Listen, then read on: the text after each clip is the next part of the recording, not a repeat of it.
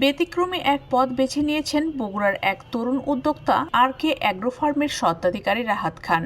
England থেকে ল এবং বিজনেসে মাস্টার্স শিক্ষা জীবন শেষে তিনি গড়ে তুলেছেন আধুনিক গরুর খামার। শখ থেকে শুরু হওয়া সেই উদ্যোগ আজ বড় পরিসরের সফল খামারের রূপ নিয়েছে। 8 থেকে 9টা গরু দিয়ে শুরু করে বর্তমান খামারে প্রায় 100-র উপরে গরু আছে। লতে এবং বিজনেসে মাস্টার্স করেছি ইংল্যান্ড থেকে।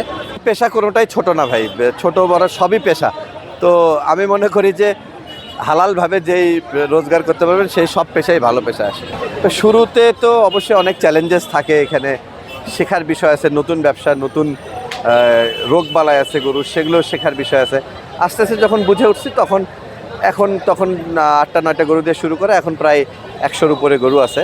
তো আলহামদুলিল্লাহ ভালো, এখন আগের চাইতে মনে হয় যে না, এখানে ভালো কিছু করা সম্ভব।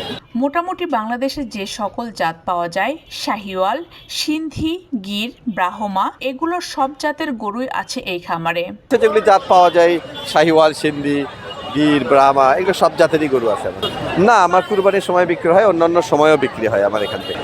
খামারে অ্যারাউন্ড এখন 6 জনের মতো আছে যারা দেখাশোনা করে আর কি।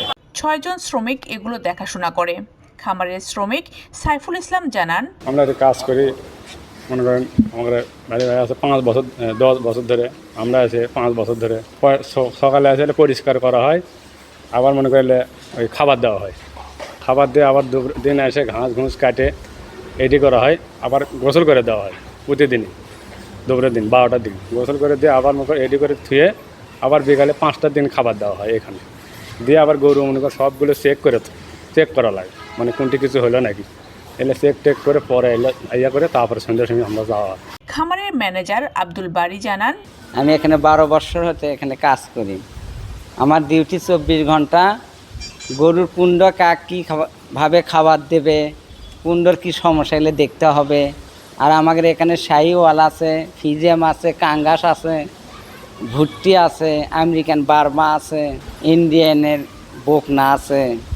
এখানে সব নিম্ন 1 লক্ষ, তার উপরে 40 লাখের আছে, 22 লাখের আছে, 10-এর আছে, 8-এর আছে। উচ্চ শিক্ষা শেষে চাকরির পিছনে না ছুটে কৃষিকে সম্ভাবনার জায়গা হিসেবে বেছে নিয়েছেন রাহাত খান। তার এই উদ্যোগ এখন শুধু ব্যবসায়িক সাফল্যতার গল্প নয়, বরং শিক্ষিত তরুণদের জন্য হয়ে উঠেছে অনুপ্রেরণার উদাহরণ। তরুণদের জন্য বার্তা থাকবে যে কেউ শুরু করতে চাইলে অল্প পরিসরে শুরু করে শিখুক, শেখার পরে আস্তে ধীরে বড় করুক আর কি, এটাই।